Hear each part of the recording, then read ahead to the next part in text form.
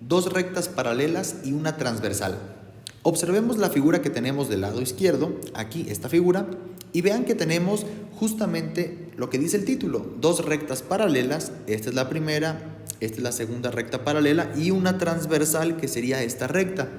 Aquí tenemos algunas cosas bastante interesantes desde el punto de vista geométrico.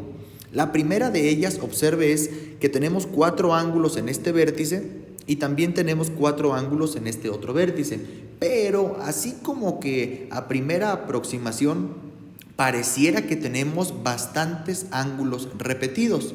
Y lo primerito que podemos identificar es que este ángulo B prácticamente, o sea, si lo vemos así como coloquialmente dicen, a ojo de buen cubero, B es igual a F. Y efectivamente, como la recta transversal tiene la misma inclinación, pues el ángulo B es igual que el ángulo F.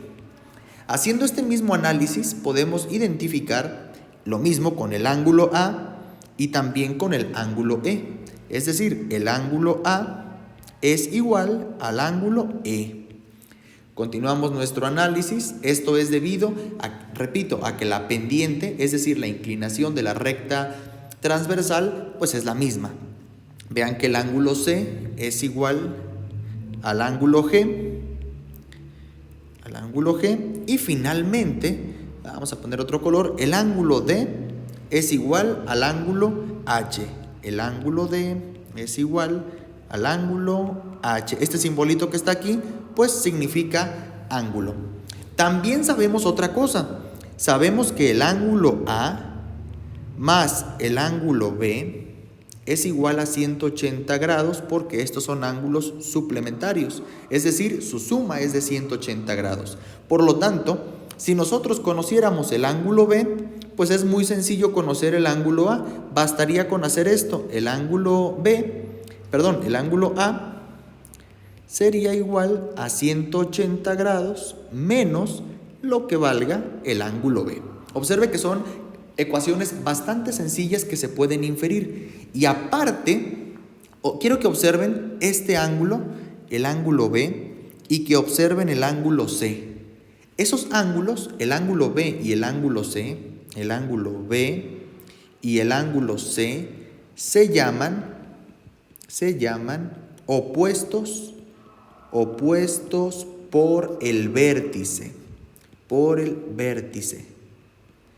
vértice? Pues justamente este vértice que tenemos aquí, lo cual nos permite también concluir que el ángulo B es igual al ángulo C. De la misma manera, el ángulo A con el ángulo D. Con todas estas propiedades geométricas, realmente podemos resolver un problema que en principio podría parecer complejo, pero que es muy sencillo, como este ejemplo de aquí. Observen que el único dato que nos dan es este ángulo de 70 grados y tenemos que calcular todos los demás ángulos, es decir, el ángulo A, el ángulo C, el ángulo D, el ángulo E, el ángulo F, el G y el H. Vean que aquí ya no le puse el símbolo de ángulo. ¿Se vale hacerlo? Sí se vale, pero tenemos que tener presente que nos estamos refiriendo a ángulos. Hay algunos autores que incluso le ponen un gorrito y eso también significa ángulo.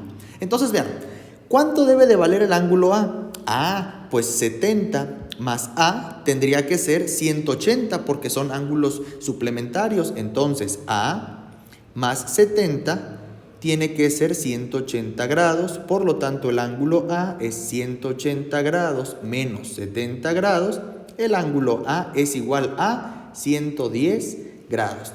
Perfecto, ya sabemos que este es 110 grados. Muy bien, ahora, ¿qué tenemos que hacer ahora?